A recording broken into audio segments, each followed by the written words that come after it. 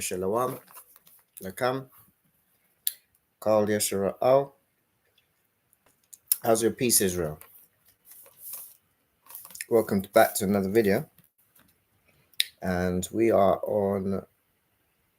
at Bamidbar, which is Book of Numbers, Hasafar, the book, chapter Shabai, which is chapter 7. And it reads on this wise. Context is offerings at the tabernacle's consecration. It says, on the day when Moses had finished setting up the tabernacle and had anointed and consecrated it with all its furnishings, and had anointed and consecrated the altar with all its utensils, the chief of Israel, heads of their fathers' houses, who were the chiefs of the tribes, who were over those who were listed, approached and brought their offerings before the Lord, 6 wagons and 12 oxen, a wagon for every 2 of the chiefs, and for each one an ox. They brought them before the tabernacle. Then the Lord said to Moses, accept these from them, that they may be used in the service of the tent of the meeting, and give them to the Levites, to each man according to his service. So Moses took the wagons and the oxen and gave them to the Levites. 2 wagons and 4 oxen he gave to the sons of Gershon according to their service, and 4 wagons and 8 oxen he gave to the sons of Merari according to their service, under the direction of Ithamar, the son of Aaron, the priest. But to the sons of Kohath he gave none, because they were charged with the service of the holy things that had to be carried on his shoulder. And the chiefs offered offerings for the dedication of the altar on the day it was anointed. And the chiefs offered their offering before the altar. And the Lord said to Moses, they shall offer the offerings 1 sheaf each day for the declaration of the altar. He who offered his offering the first day was Nahshon, the son of Amminadab, of the tribe of Jehoiada or Judah. And his offering was 1 silver plate whose weight was 130 shekels, 1 silver basin of 70 shekels, according to the shekel of the sanctuary, both of them full of fine flour mixed with oil, for a grain offering, 1 gold dish of 10 shekels full of incense, 1 bull from the herd, 1 ram, 1 male lamb, a year old, for a burnt offering, 1 male goat for a sin offering, and for the sacrifice of peace offerings, 2 oxen, 5 rams, 5 male goats, and 5 male lambs, a year old. This was the offering of Nahashon, the son of Amminadab. And on the 2nd day, Nathaniel, the son of Zuar, the chief of Issachar, made an offering. He offered for his offering 1 silver plate whose weight was 130 shekels, 1 silver basin of 70 shekels, according to the shekel of the sanctuary, both of them full of fine flour mixed with oil for a grain offering, 1 golden dish of 10 shekels full of incense, 1 bull from the herd, 1 ram, 1 male lamb a year old, for a burnt offering, 1 male goat for a sin offering, and for the sacrifice of peace offerings, 2 oxen, 5 rams, 5 male goats, and 5 male lambs a year old. This was the offering of Nathaniel the son of Zuar. The 3rd day, Eliab the son of Helon, the chief of the people of Zebulun. His offering was 1 silver plate whose weight was 130 shekels, 1 silver basin of 70 shekels, according to the shekel of the sanctuary, both of them full of fine flour mixed with oil for a grain offering, 1 golden dish of 10 shekels full of incense, 1 bull from the herd, 1 ram, 1 male lamb of year old, for a burnt offering, 1 male goat for a sin offering, and for the sacrifice of the peace offerings, 2 oxen, 5 rams, 5 male goats, and 5 male lambs a year old. This was the offering of Eliab the son of Helon. On the 4th day, Elizur the son of Shedur, the chief of the people of Reuben, was offering. His offering was 1 silver plate whose weight was 130 shekels, 1 silver basin of 70 shekels, according to the shekel of the sanctuary, both of them full of fine flour mixed with oil for a grain offering, 1 golden dish of 10 shekels, full of incense, 1 bull from the herd, 1 ram, 1 male lamb a year old for a burnt offering, 1 male goat for a sin offering, and for the sacrifice of a peace offering, 2 oxen, 5 rams, five male goats, and five male lambs a year old. This was the offering of Elizur, the son of Shadur. On the fifth day, Shelumiel, the son of Zerushadai, the chief of the people of Simeon. His offering was one silver plate, whose weight was 130 shekels, one silver basin of 70 shekels, according to the shekel of the sanctuary, both of them full of fine flour mixed with oil for a grain offering, one golden dish of 10 shekels full of incense, one bull from the herd, one ram, one male lamb a year old for a burnt offering, one male goat for a sin offering, and for the sacrifice of a peace offering, two oxen, five rams, five male goats, five male lambs a year old. This was the offering of Shelumiel, the son of Zerushadai. The sixth day, Eliasaph, the son of Deuel, the chief of the people of Gad. His offering was one silver plate, whose weight was 130 shekels, one silver basin of 70 shekels, according to the shekel of the sanctuary, both of them full of fine flour, mixed with oil for a grain offering, one golden dish of 10 shekels, full of incense, one bull from the herd, one ram, one male lamb a year old, for a burnt offering, one male goat for a sin offering, and for the sacrifice of the peace offerings, two oxen, five rams, five male goats, five male lambs a year old. This was the offering of Eliasaph, the son of Deuel. On the seventh day of Elishama, the son of Ammihud, the chief of the people of Ephraim, his offering was one silver plate, whose weight was 130 shekels, one silver basin of 70 shekels, according to the shekel of the sanctuary, both of them full of fine flour mixed with oil for a grain offering, one golden dish of 10 shekels full of incense, one bull from the herd, one ram, one male lamb of a year old for a burnt offering, one male goat for a sin offering, and for the sacrifice of a peace offerings, two oxen, five rams, five male goats, and five male lambs a year old. This was the offering of Elishama, the son of Ammihud. On the eighth day, Gamaliel, the son of Pedahuzah, the chief of the people of Manasseh. His offering was one silver plate, whose weight was 130 shekels, one silver basin of 70 shekels, according to the shekel of the sanctuary, both of them full of fine flour mixed with oil for a grain offering, one golden dish of 10 shekels full of incense, one bull from the herd, one ram, one male lamb a year old for a burnt offering, one male goat for a sin offering, and for the sacrifice of peace offerings, two oxen, five rams, five male goats, and five male lambs a year old. This was the offering of Gamaliel, the son of Pedahazur. On the ninth day, Abidan, the son of Gideoni, the chief of the people of Benjamin, his offering was one silver plate, whose weight was 130 shekels, one silver basin of 70 shekels, according to the shekel of the sanctuary.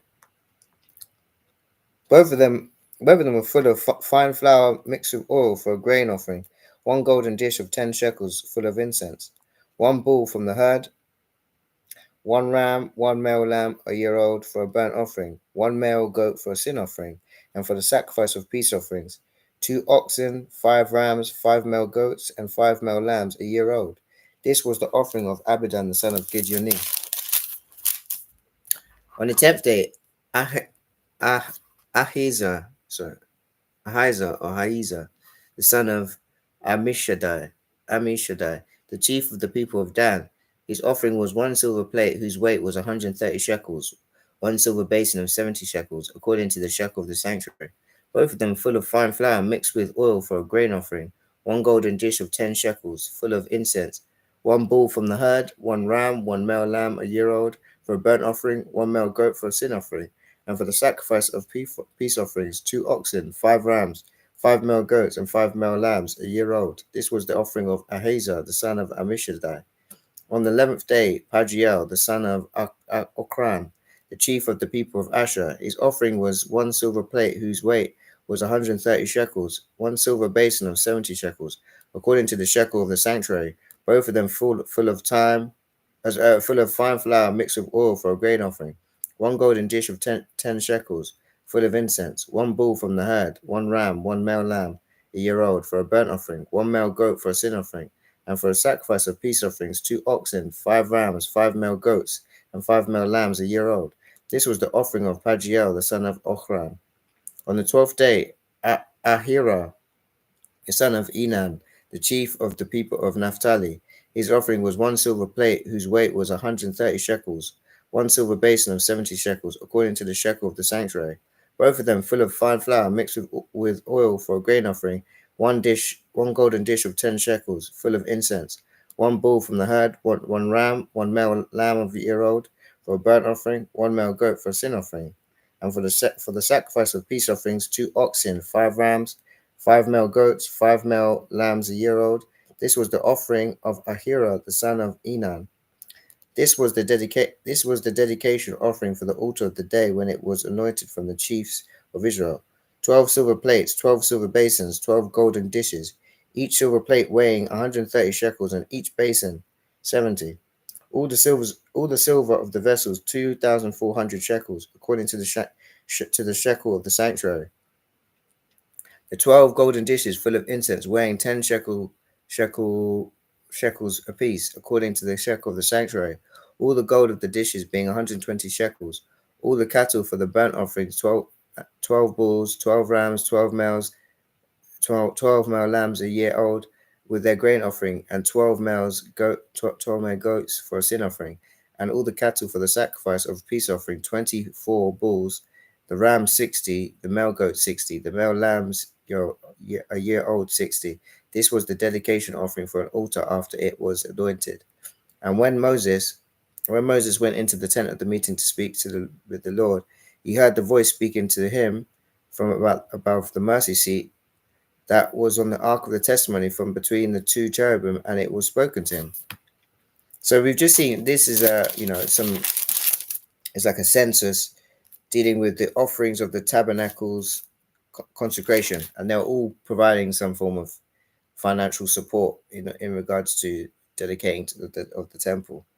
Let's continue. We're going to just go straight right into chapter 8, the 7 lamps. It says, Now the Lord spoke to Moses, saying, Speak to Aaron and say to him, When you set up the lamps, the 7 lamps shall go light in front of the lampstand.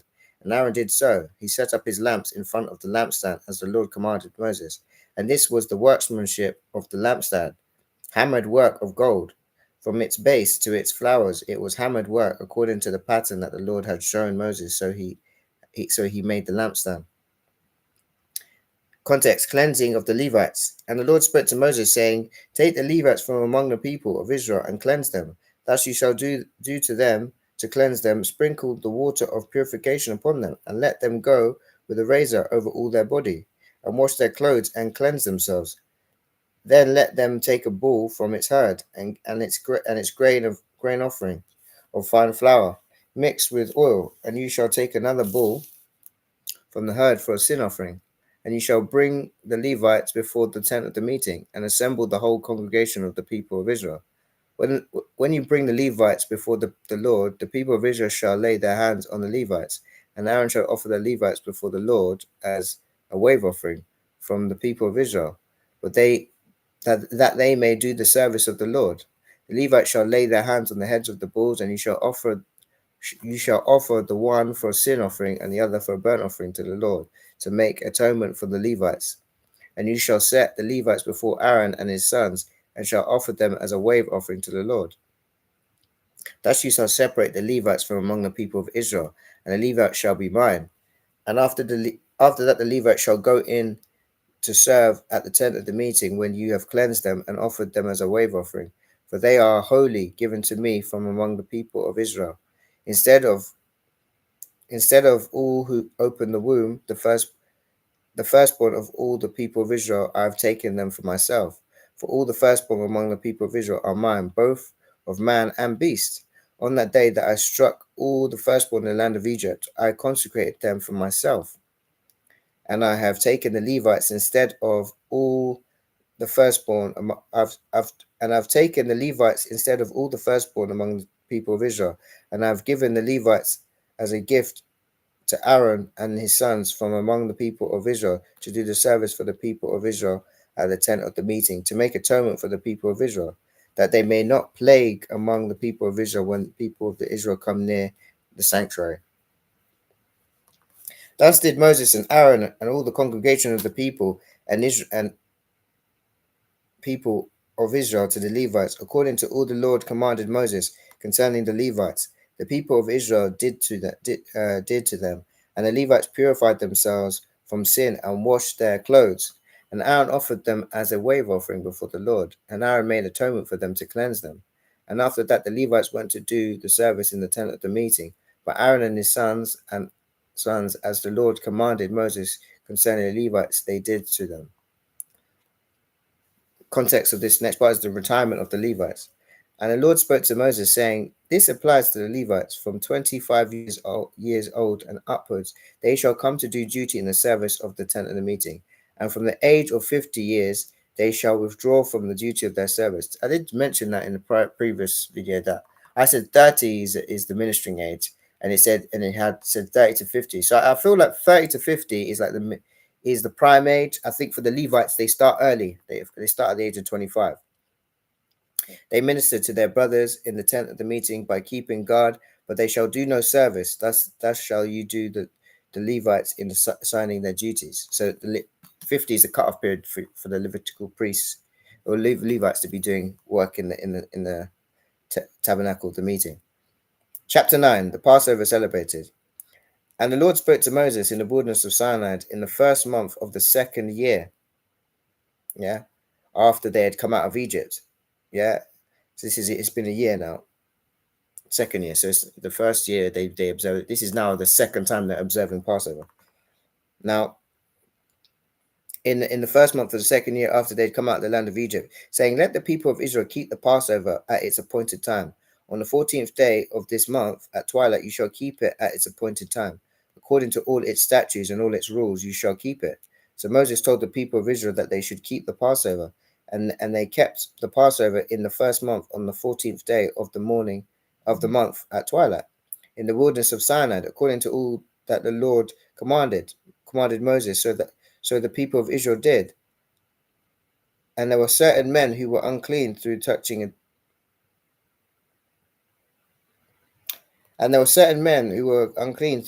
dead body, so that they could not keep the Passover on that day.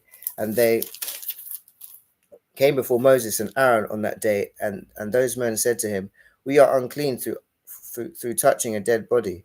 Why are we kept from bringing the Lord's offering at its appointed time among the people of Israel?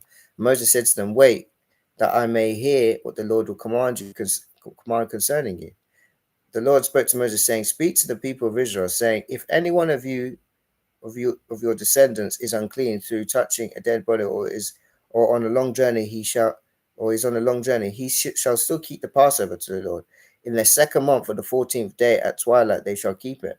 They shall eat it with unleavened bread and bitter herbs. They shall leave none of it until the morning, nor break any of its bones. According to all the statutes for the Passover, they shall keep it. But if anyone who is clean and is not on the journey fails to keep the Passover, that person shall be cut off from his people, because he did not bring the Lord's offering at its appointed time. That man shall bear his sin. And if a stranger sojourns among you and would keep the Passover to the Lord, according to the statute of the Passover and according to its rule, so shall he do. You shall have one statute both for the sojourner and for the native.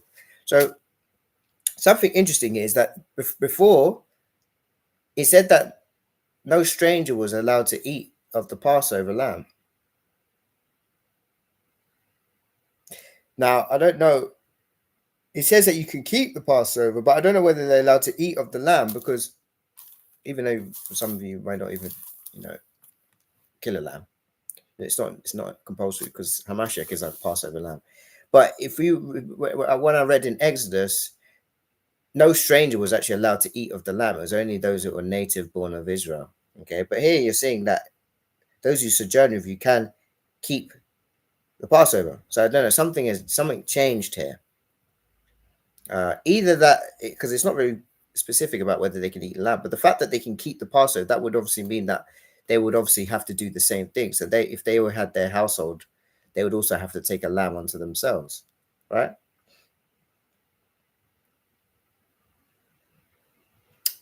Yeah. So what we just read here is that if you are unclean for any reason, you're not supposed to keep the Passover. in the first month. You're supposed to keep the Passover. So the reason why you'd be unclean is through touching a dead body or is on a long journey. So touching a dead body or on a long journey. Yeah. So if you're not able to make it to where you need to be on Passover, in this case, they were supposed to be, you know, beside the tabernacle, the meeting, because they had to provide an offering. In our case, if we're in the Isles of the Gentiles, we don't, there's not nowhere we have to technically go. So, you know, I mean, technically we'd have to go, we should really go back to the land, but yeah, in this case, if you're unclean, if you've gone to a funeral or something like that, then you should do it in the second month, not the first month. And a lot of the brothers actually are observing Passover in the second month, thinking that that is the first month. But they then go wrong with all the other holy days because your Feast of Weeks is supposed to be what? Established from the first month, which would be sometime in begins in March, mid-March sometime. That's when that's when we start seeing that the portion of day and night is equal. And then it's the first crescent moon, which would also initiate the first day of the month. Let's continue. The context of the next part is the cloud covering the tabernacle. On the day that the tabernacle was set up, the cloud covered the tabernacle, the tent of the testimony, and that evening it was over the tabernacle like the appearance of fire until morning. So it was always. The cloud covered it by day and appearance of fire by night. And whenever the cloud lifted from over the tent, after that the people of Israel set out in the place where the cloud settled down. There the people of Israel camped.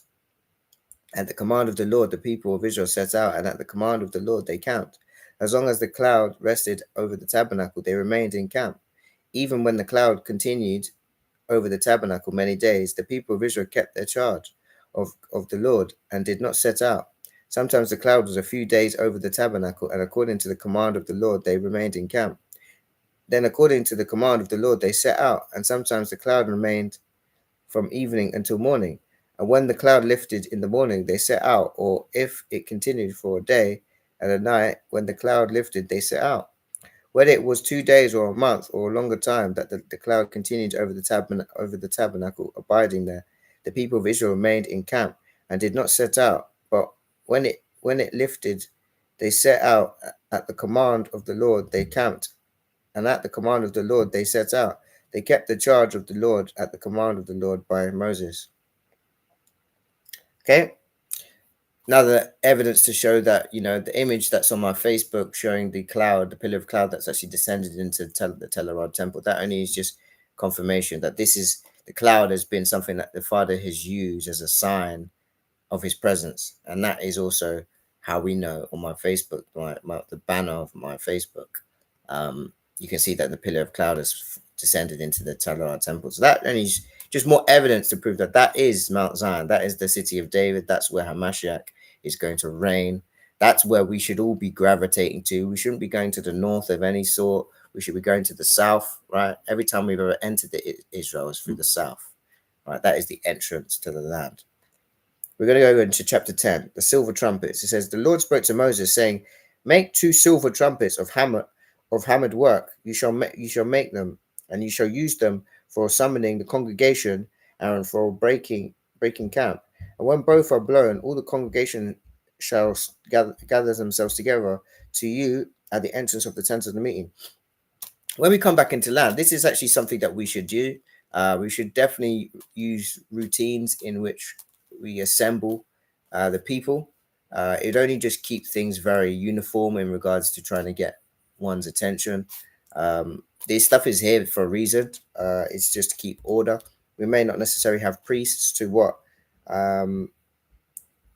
may not have priests to do the order, but Moses wasn't a priest per se. He was from Levite, but he was more so like the judge. He was the one that was keeping order of the house of Israel. Okay, so how he kept order is that they had these trumpets. These trumpets were what there were different callings with the trumpets that would enable the nation to act appropriately. Okay. It says, but if they blow only one, then the chiefs, the heads of the tribes of Israel, shall gather themselves to you. When you blow an alarm, the camps that are on the east side shall set out. And when you blow an alarm the second time, the camps that are on the south shall set out. An alarm is to be blown whenever they are to set out. But when the assembly is to be gathered together, you shall blow a long blast, but you shall not sound an alarm. And the sons of Aaron, the priest, shall blow the trumpets. Okay, so this one is actually saying the sons of Aaron shall blow the trumpets. The trumpet shall be to you for a perpetual statute throughout your generation. And when you go to war in the land against your adversaries who oppress you, then you shall sound an alarm with the trumpets, that you may be remembered before the Lord your God, and you shall be saved from your enemies. On the day of your gladness, and at your appointed feast, and at the beginnings of your months, you shall blow the trumpets over your burnt offerings, and over your sacrifices, over your peace offerings.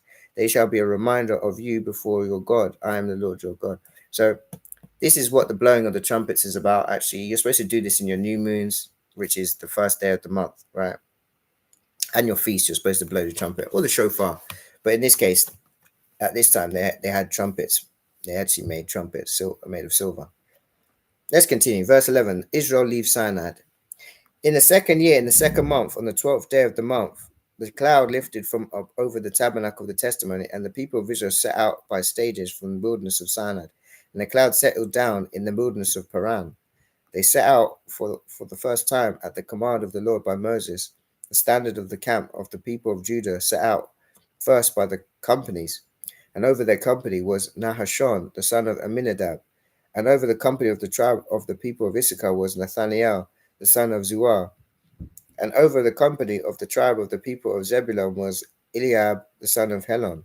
When the tabernacle was taken down, the sons of Gershon and the sons of Merari, who carried the tabernacle, set out, and the standard of the camp of Reuben set out by their companies, and over their company was Elizur, the son of Shedur, and over the company of the tribe of the people of Simeon was Shelumiel, the son of Zerushadai, and over the company of the tribe of the people of Gad was Eliasaph, the son of Deuel. Then the Kohathites set out, carrying the holy things, and the tabernacle was set up before their arrival, and the standard of the camp of the people of Ephraim set out by their companies, and over their company was Elishama, the son of Ammihud, and over the company of the tribe of the people of Manasseh was Gamaliel, the son of Padahuzah, and over the company of the tribe of the people of Benjamin was Abidan, the son of Gideoni. Then the standard of the camp of the people of Dan act as the rear guard. All of the camps set out by their companies, and over their company was Ahizah, the son of Ammishaddai, and over the company of the tribe of the people of Asher was Pagiel, the son of Okran. And over the company of the tribe of the people of Naphtali was Ahira, the son of Enan. This was the order of the march of the people of Israel by their companies when they set out. And Moses said to Hobab, the son of Reuel, the Midianite, Moses' father-in-law, we are setting out for the place of which the Lord said, I will give it to you. Come with us, and we will do good to you, for the Lord has promised good to Israel. But he said to him, I will not go. I will not depart to my own land and to my kindred. And he said, please do not leave us, for you know where we should camp in the wilderness, and you will serve as eyes for us. And if you go with us, whatever good the Lord will do to us, the same we will do to you. So they set out from the mount of the Lord 3 days' journey, and the ark of the covenant of the Lord went before them 3 days' journey, to seek out a resting place for them. And the cloud of the Lord was over them by day, and whenever they set out the camp, and whenever the ark set out, Moses said, Arise, O Yahweh, and let your enemies be scattered. Let those who hate you flee before you. And when it rested, he said, Return, O Yahweh, to the 10,000 thousands of Israel. Okay, so that's something that Moses used to do in order for us to make a, I don't know what you want to call it.